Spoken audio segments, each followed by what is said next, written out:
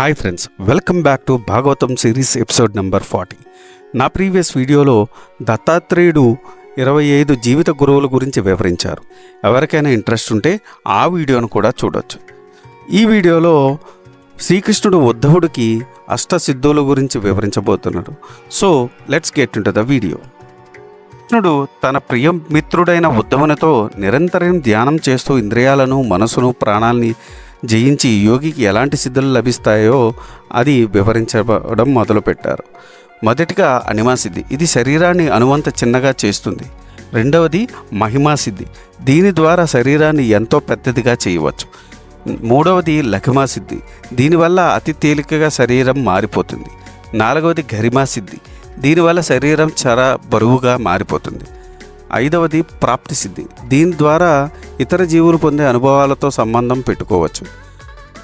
ఆరవది ప్రాకామ్య సిద్ధి, దివ్యలోకాల్లో లభించే సుఖాలని ఇక్కడ నుంచి అనుభవించారు. ఏడవది ఈశత్వ సిద్ధి, తన సంకల్పానుసారం ఇతరులను నడిపించవచ్చు. ఎనిమిదవది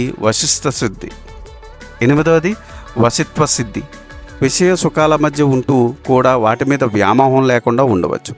ఈ 8 సిద్ధులను అష్టసిద్ధులు అంటారు. నిరంతరం యోగాభ్యాసం చేసేవారికి ఇవి లభిస్తాయి.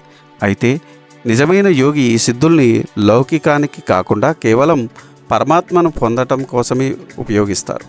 ఇవి కాక మరో 10 రకాల సిద్ధులున్నాయి. మొదటిది అమారిత్వం, శరీరానికి ఆకలి దప్పికలు, వార్ధక్యం లేకుండా చేస్తుంది. రెండవది దూరశ్రవణం, అంటే దూరం నుంచి వినగలే శక్తి, దూరంగా ఉన్నవి చూడగలగడం. నాలుగవది మనోజపం, మనస్సంతా వేగంగా పయనించడం. ఐదవది కామరూపం, కోరిన రూపాన్ని ధరించడం. ఆరవది పరకాయ ప్రవేశం, చనిపోయిన వారి శరీరాల్లోకి ప్రవేశించడం. ఏడవది స్వచ్ఛంద మరణం, తన ఇష్టం వచ్చినట్టు మరణించడం. ఎనిమిది రమణ శక్తి, దేవతలు అనుభవించే సుఖక్రీడలను అనుభవించడం.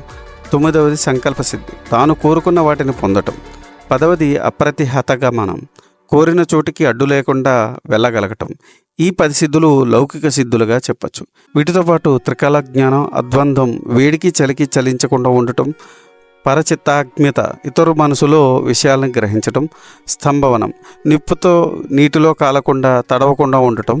పరాజయం, ఎవరితో ఓడిపోకుండా ఉండటం. ఉద్ధవ, ఇప్పుడు నేను చెప్పిన సిద్ధుల్ని భగవద్ధ్యాన నిమగ్నులైన యోగులకు లభిస్తాయి. అయితే ఈ సిద్ధులు ఆకర్షణలో పడ్డవారు మాయాబుద్ధుడైన తన అసలు లక్ష్యాన్ని విస్మరిస్తాడు. కనుక ఈ సిద్ధుల విషయంలో చాలా జాగ్రత్తగా ఉండాలి అని శ్రీకృష్ణుడు ఉద్ధవుడికి ఉపదేశించాడు. సో ఇది ఈనాటి వీడియో. మరిన్ని ఇంట్రెస్టింగ్ వీడియోస్ కోసం మీరు చేయాల్సిందల్లా మా ఛానల్ సబ్స్క్రైబ్ చేసుకొని బెల్ నోటిఫికేషన్ ఆన్ చేసుకొని పెట్టుకోండి. ఈ వీడియో కనుక మీకు నచ్చితే do like, share and subscribe. Thanks for watching. జై సనాతన ధర్మం.